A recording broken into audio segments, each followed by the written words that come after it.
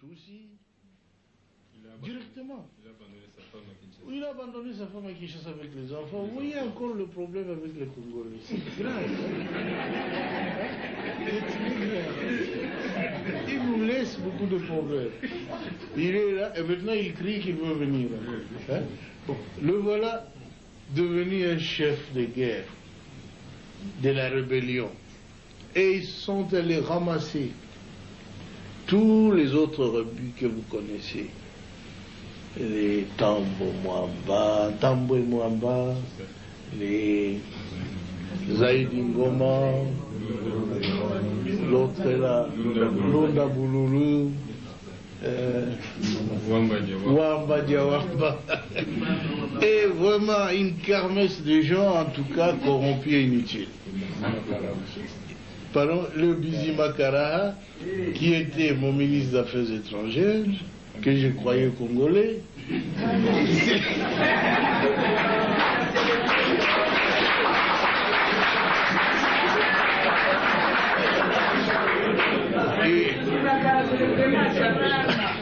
à ma très grande surprise, quand j'avais demandé à cette armée de se retirer, et avait déjà fermé des valises, ils disent, leur armée se retire, ils se sentent en insécurité. Je dis, mais non, votre armée reste. C'est l'armée rwandaise qui se retire.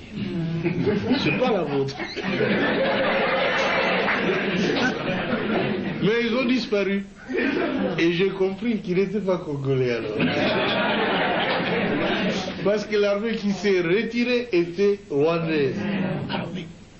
Un ministre congolais, un ministre d'État a disparu. Un ministre des Affaires étrangères a disparu. J'ai dit, nous étions infiltrés alors. Infiltrés au sommet de l'État. Alors ainsi on aura pu découvrir des documents où Kagame dirigeait ces gens-là, où il complotait pour que les Tutsis prennent la tête de ce grand pays qui n'est pas le leur. Alors ça en est trop, hein. Ce pays ne leur appartient pas. Ils veulent en prendre la tête. Quoi? Mais c'est pas possible, ça a été très grave. On a vu tout ça. Si seulement on l'avait su avant, ça aurait été bien. Mais le conflit a éclaté après. Ils tentent le conflit, ceux qui n'ont pas pu réussir avec le coup d'État, qui avait échoué le 2 août. Et maintenant, je le vois en train d'échouer encore. Notre peuple se défend. Je suis très heureux que vous tous ayez pris conscience de la gravité de la situation pour nous mettre tous ensemble, tous les partis politiques confondus, chez nous. Tous les Congolais se sont mis ensemble derrière le gouvernement. Ils m'ont soutenu, je dois l'avouer très sincèrement. Et je ne sais même pas ce que je ferai pour les rendre ce qu'il faut.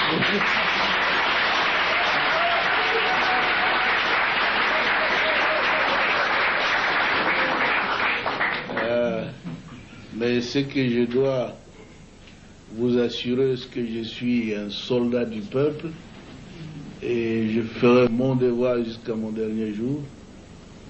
Je veux que mon pays soit totalement libre et en tout cas un pays moderne qui se développe, où sur le plan social, nos villages doivent être transformés. Parce que tout le monde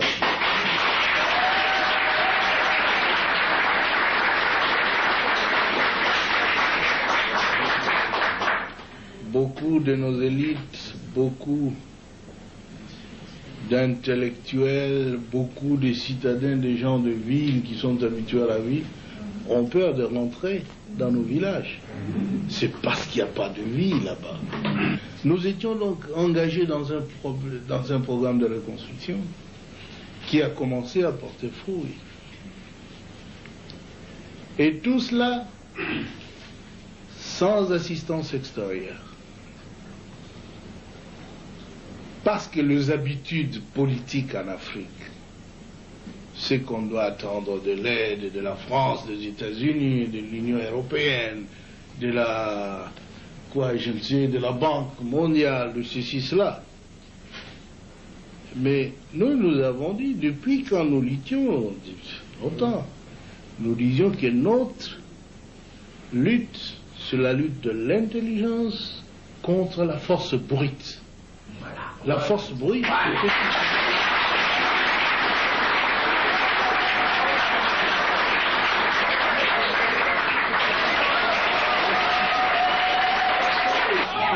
nous disions alors dans un des congrès au Maquis où il a participé en 1976 que parce que nous avons tout dans notre pays, nous ne pouvons même pas les demander de l'assistance dehors. Il faut utiliser l'intelligentsia nationale pour transformer tout ce que nous avons.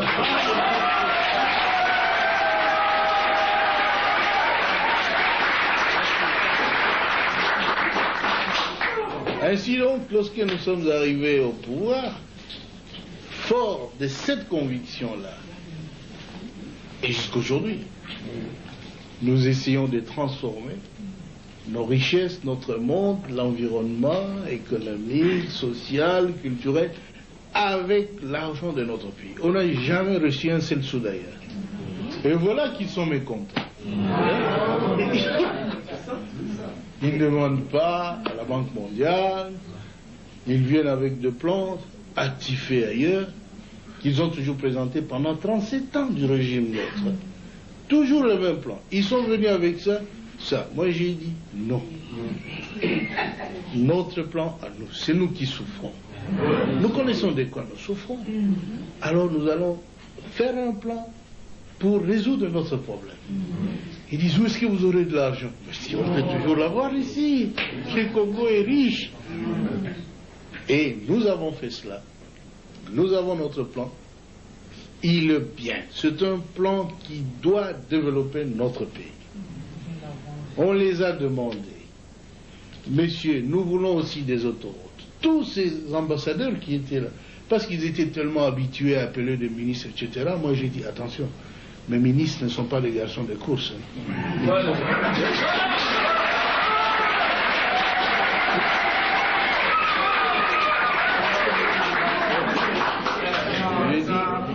J'ai dit qu'il faut laisser le ministre résoudre le problème du pays. Si vous allez continuer à les appeler la nuit, des coups de téléphone, qu'est-ce que vous traitez avec eux? Chez nous, nos ambassadeurs ne vont pas faire ça. Ils ne sont pas capables d'appeler des ministres belges ou français ou américains qu'ils aillent chez l'ambassadeur congolais qui va leur dire des choses qu'il faut faire. Non. Et si vous ne les faites pas là, chez moi, je ne vais pas.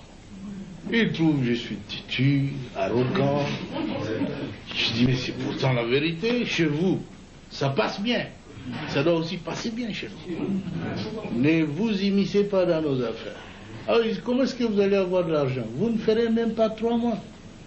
Moi, il dit, 3 mois? Mais je ferai plus que 3 mois.